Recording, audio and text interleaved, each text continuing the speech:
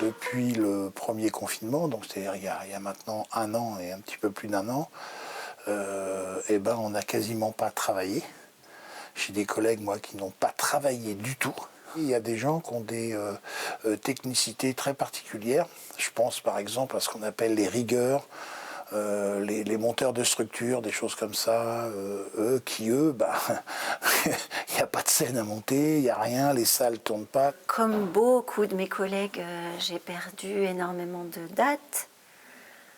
J'ai perdu 30 représentations qui devaient se faire à l'été 2020.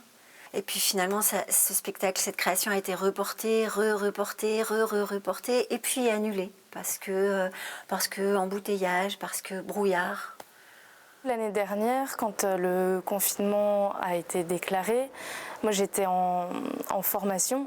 Et du coup, toute ma deuxième année, enfin la deuxième partie de la deuxième année de formation, a été impactée beaucoup. On a eu pas mal de cours en visio. Mais le problème, c'est que c'est quand même des métiers techniques où on a besoin d'être proche du plateau, de toucher la matière.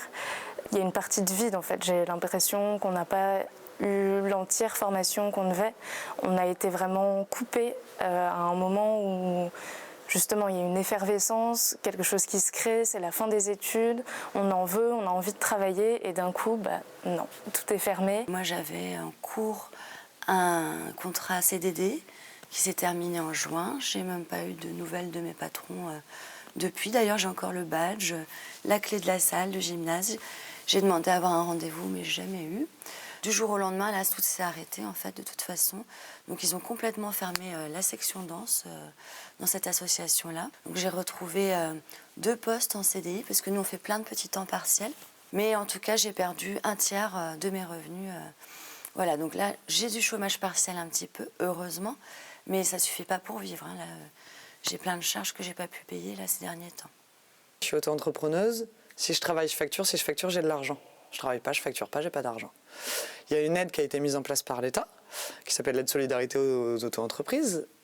J'y ai à moitié le droit. En fait, ils font des calculs sur des différences de chiffre d'affaires. Or, ils se basent sur des années où moi, cette activité a été accessoire. Donc, ils se basent sur des chiffres d'affaires qui sont absolument pas représentatifs de ce dont j'ai besoin pour vivre. Donc clairement, heureusement que j'ai du soutien autour, parce que sinon, depuis 1 an, ce serait vraiment le bazar. Je me suis retrouvé de date annulée en date annulée, reportée, annulée, reportée, annulée. Donc ça crée un grand vide en fait. Ça va, je suis indemnisé, je suis chez moi et j'ai des amis. Mais le manque d'activité, le manque de pratique, c'est avant tout un besoin que j'ai d'exprimer par le corps ce qui n'a pas trouvé de place à être exprimé autrement. Déjà d'être coupé de cette pratique, ça a été vraiment très très dur pour le moral.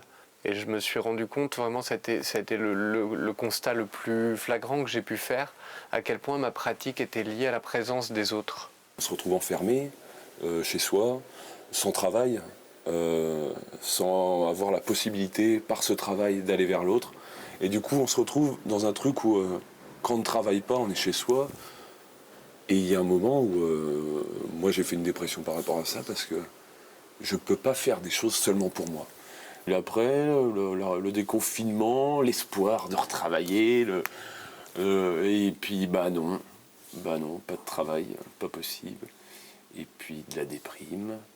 De la réflexion sur soi, sur ce que je vais devenir, sur ce qu'on va devenir, à se dire est-ce que je vais pas changer de métier, quoi faire, et puis on en revient à cette histoire de révolte, de se dire en fait non, faut pas lâcher, faut pas se perdre. On a quelque chose comme 8 heures de moins de cours par semaine, donc ça nous ampute de la moitié en gros de nos cours. On voit moins de monde forcément, ça se dégrade. Parce que tout est lié forcément à un endroit au moral, et même si on nous répète qu'on a de la chance d'avoir des cours, etc., factuellement, c'est cours, maison, cours, maison, cours, maison. Et sans ramener du concret de jouer devant des gens, de savoir qu'on peut aller voir des spectacles, de savoir que dans la rue ça peut jouer aussi, il peut y avoir des interventions dans la rue, des trucs qui se passent. Ça brouille beaucoup le futur et les perspectives d'avenir. Il y a toujours cette question de on ne peut pas prendre de risques, etc. Mais Je trouve ça lâche à un endroit et infantilisant de fermer les théâtres sans nous laisser la possibilité de gérer nous-mêmes et d'expérimenter des méthodes et des process pour que ça marche. On a fait un peu de travail par Zoom au début. Donc j'avais les gymnases, j'allais toute seule dans mon gymnase pour donner les cours. Mais là, les mairies aussi m'ont dit stop. Donc je ne peux même pas aller toute seule dans le gymnase pour travailler. Chez moi, c'est trop petit, mes voisins sont bien trop bruyants, impossible de se concentrer et de danser. Puis je trouvais de toute façon que c'était compliqué pour les élèves. Le visio, il y a les parents à côté. Moi, mon écran coupé en plein de petits carrés. Enfin, c'est pas pratique. On perd tout l'aspect humain. Cette crise sanitaire, pour moi, elle a eu un impact vraiment dévastateur, puisque dans mon activité professionnelle, elle a rompu énormément de liens avec les personnes avec lesquelles je travaillais au quotidien. Enfin, c'était un travail vraiment de longue haleine, de pouvoir tisser des liens avec tout le réseau d'associations du champ social, les scolaires, les habitants. Ces liens, ils ont été rompus. Donc pour moi, c'est catastrophique. Ça, je pense que beaucoup de personnes avec lesquelles je travaillais se sentent très, très isolées et sont dans une détresse psychologique considérable. C'est simple, toute la partie artistique de mon travail s'est arrêtée d'un coup et je me suis retrouvé avec une tonne d'administratifs à faire. Le contrat de session pour les annulations, à programmer les reports, faire des casse-têtes de calendrier. Ça devient un casse-tête parce que tout le monde est dans cette situation et donc chacun tire de son côté pour que ça passe, quoi. Et c'est très pénible. On se retrouve à faire énormément de travail de report, de travail logistique, à sortir nos calculatrices incessamment. Et ce va-et-vient, alors, en plus d'être une fluctuation morale, d'espoir en désespoir, moi je me retrouve à faire des tâches administratives qui d'habitude passent très bien parce que j'ai une excitation artistique, une excitation de création. Là, sans excitation de création, je me retrouve moi-même confrontée à des problématiques d'envie. J'ai plus envie de faire ce que je fais. J'ai plus envie de faire mon métier à l'heure actuelle si j'ai pas l'excitation de la création.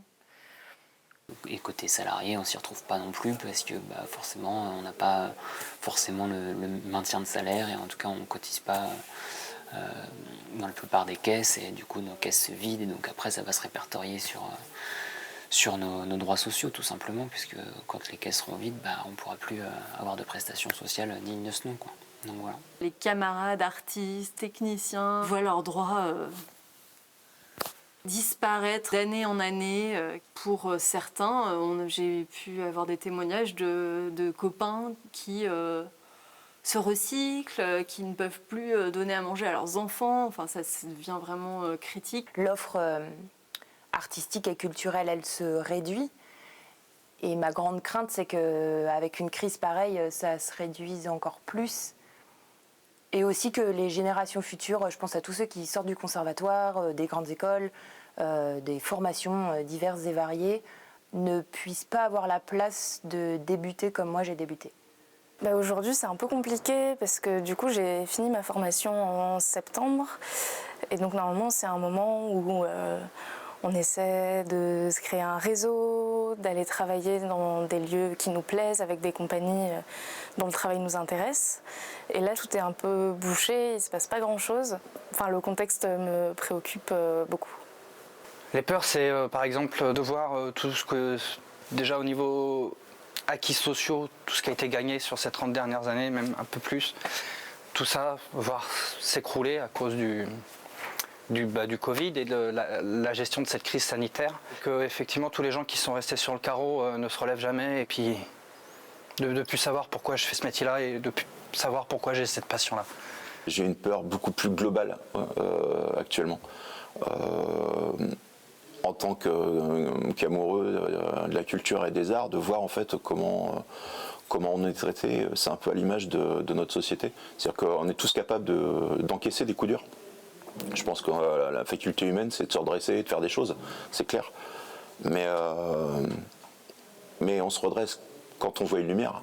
Et là, c'est dur de voir la lumière au bout du tunnel. Un minimum d'écoute, en fait, les amis, quand même. Enfin, je veux dire, ils ont fait quoi les gens pendant le confinement? Ils ont regardé des pièces de théâtre sur Internet, ils ont écouté des spectacles gentiment gratuits faits par des artistes professionnels sur Internet, ils ont lu des livres. Ils se sont cultivés, et heureusement qu'il y avait ça, sinon les gens ils seraient devenus fous, quoi. Et puis là, voilà, merci, au revoir. Donc notre inquiétude majeure, c'est, comme on ne travaille pas, on ne cotise pas à l'assurance chômage, on n'a pas nos droits sont donc pas forcément ouverts. Donc on risque de se retrouver avec pas suffisamment d'heures, voire pas du tout, et que s'il n'y a pas une prolongation sur l'année blanche, qu'un certain nombre de choses sont revues pour les critères, on risque de se retrouver avec une perte d'allocation carrément. Le boulot va pas repartir comme ça du jour au lendemain. Ce qui me révolte, c'est le mépris. En ce moment, vraiment, je suis en colère, physiquement, je le sens. Et je suis en colère parce que, oui, à cause du mépris, on se mobilise, on bouge, on se met ensemble. Et en face, on n'a pas une réponse de non, oui, on vous entend, machin. On n'a rien. En fait, on a le silence le plus méprisant qui vient après le fait qu'on nous ait dit qu'on n'était pas essentiel. L'occupation des théâtres, ça montre aussi qu'il y a une prise de conscience à tous les niveaux, dans toutes les classes sociales, à tous les âges. C'est pas normal, on veut des réponses, on veut que ça change. En fait, je crois que j'espère surtout le retour à des liens sociaux, des lieux de rencontre, et puis des endroits où tu peux danser, tu peux rire et tu peux chanter.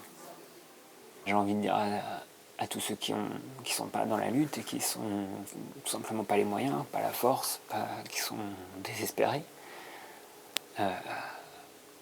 leur dire qu'ils sont pas seuls et qu'on se bat pour eux. Hélène, Héloïse, Didier, Marie-Lou, Benoît, Angélique, Christine, Manon, Pierre, Cécile, Laram, Mathis, Delphine, Max, Noémie, Thomas, Oussama, Elzo et Céline, Antoine, Rodolphe, Sarah, Philippe, Odile, Bruno, Martine, Johan, Sylvain, Mélanie, Moi, c'est Zachary.